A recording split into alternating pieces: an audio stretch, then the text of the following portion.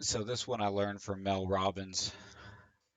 Uh, it was super helpful. The question she had was so penetrating and produced such instantaneous, fruitful, rich results. It surprised me. It shouldn't. A lot of what Mel Robbins says is so great.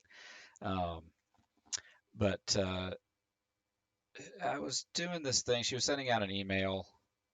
I think she called it the mindset reset. I think that's where I got it. She sent out this email like, I don't know, I don't think it was every day, but every few days with a question or something um, that you were supposed to answer for yourself. And she said, in order to discover what you love and are passionate about, it's often the easiest path to that discovery is by asking yourself what you hate the most about in life in general, but about a particular thing.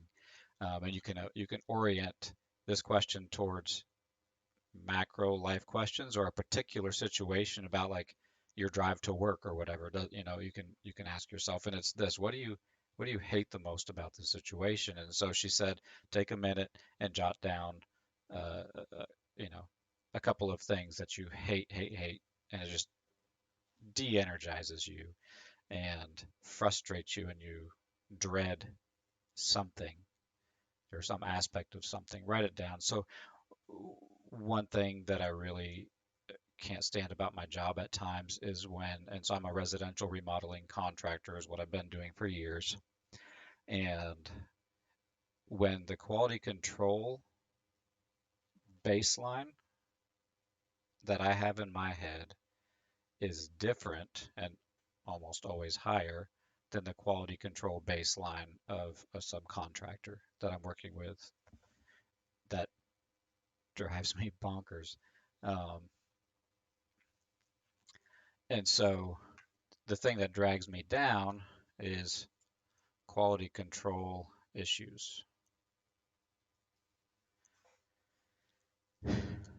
Another thing um, that really bothers me about my job is when I get myself into a situation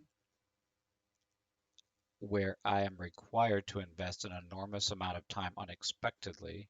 So, for example, I I had a door that I took out that I thought was just going to be, it was an exterior door, take it out, pop the new one in. When I took it out, I discovered a whole bunch of rot, but I had to get the new door in, or some kind of door that was kind of airtight and privacy, because I couldn't leave the job without them having the ability to lock the door somehow. So I ended up taking like 12 hours. It should have been maybe a 2, 3 hour job. It was like 12 hours. I was there till late. I got home maybe at 8 o'clock that night. Um, that doesn't happen too often. When it does happen, I really hate it. I know sometimes you just can't help it, but just a time consuming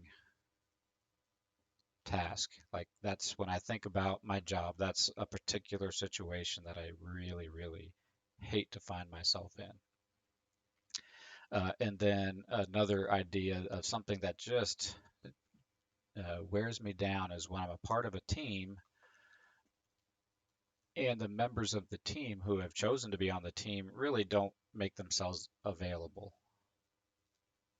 especially if I'm the leader of that team and have some responsibility. The fact that I'm trying to get people who have agreed to be on the team to even make themselves available, yeah, yuck. Okay, so Mel Robbins was saying, take a few minutes and really feel the feeling, find those places in your life where it's just like, I wish I never had to do that again. I hate it. I dread it. Um, so that was the first part. The second part was what you do with that to discover your passion. And so she said, in response to a particular thing, what would be a situation that you would just absolutely bubble up with joy about in that particular situation? Um, or a way of addressing a situation such that you found yourself in a delightful place, not in this terrible place, that door situation. As I look to my future, what can I do such that I don't find myself in that situation, but rather I find myself in a situation that uh, would be great, even with that door that, unbeknownst to us, had rot in it. how could I kind of have navigated that situation where it would have been like high five, this is great, this is the best thing ever. I don't mind that one bit. Okay, so that was the second part of the thing that was helpful. So with the quality control issue, I was like, okay, uh, when it comes to quality control on my job sites, what would be the ideal? What would I just absolutely look forward to? And one particular subcontractor came to mind. Chris Salvale used to be my tile guy. His quality control was a little bit higher than mine. The thing that his baseline, the thing he would not go below, was better than what I expected of my tile guys. And I'm pretty demanding when it comes to quality control on subs. I look forward, and Chris, I'm going to send this to you. I looked forward so much to working with Chris, and then he quit doing tile. But anyway, that situation, in fact, was so obvious that I had a situation where I had a couple of tile guys bid on a job, and there was about $1,000 difference in the price, and I think it was like a shower and a base and a bathroom floor or something like that. About $1,000 difference in price, and I was like, oh man, $1,000, that's a pretty big chunk of change. And my wife came in and to my office and said, what are you doing? I said, I'm just trying to figure out, do I go with Chris? He's a little more expensive.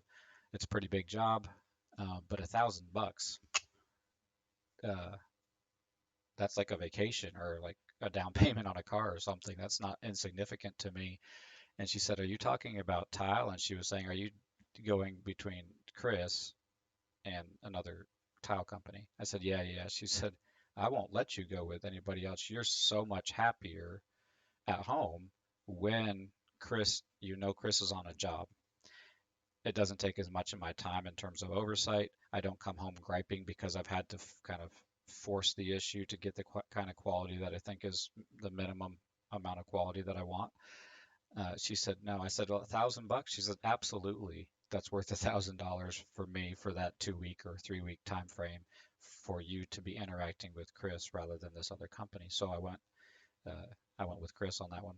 Um, so that was, finding a sub who has their own quality control that's a little bit higher than mine. And I've taken that idea, and as I go from job to job and decide what subs to use, I include that in my thinking. Um, which subs would I would make my life more enjoyable, and where I'm not making them miserable trying to force their hand to get the quality control I want, but that they are glad that they found me who's willing to pay an extra $1,000 for that little bit extra, that 5% or 10% extra quality. Um, so that's how I have incorporated this Mel Robbins concept, and she probably got it from somebody else, but into my thinking. So time-consuming task, I really have gone away from as much as possible putting myself in a position where I see something could consume my time. So if I see a particular trade that I think I could do that, I also ask myself, is there a possibility this could really eat up a ton of my time? Um, so if it's something like a little roof repair, that's pretty controllable. I know how to do roof repairs. It takes me a couple of hours and that's not the kind of thing that would consume my time because there's not going to be anything hidden there. Um, but I actually look at things and think, what are the possible hidden features here that could consume my time? And in that case, I hire a sub.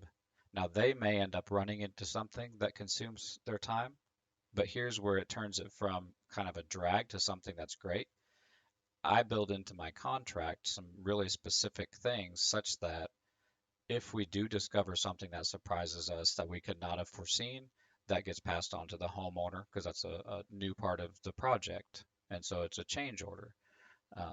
And so they're charged a little bit more. I end up making a little bit more because I make a percentage of the total. Um, and the sub, say he's a door installer, like he's used to that. If he didn't, if he wasn't willing to deal with discovering rot in an exterior door or window, then he shouldn't be in doing the exterior installation of windows and doors because that's a reasonably normal expectation.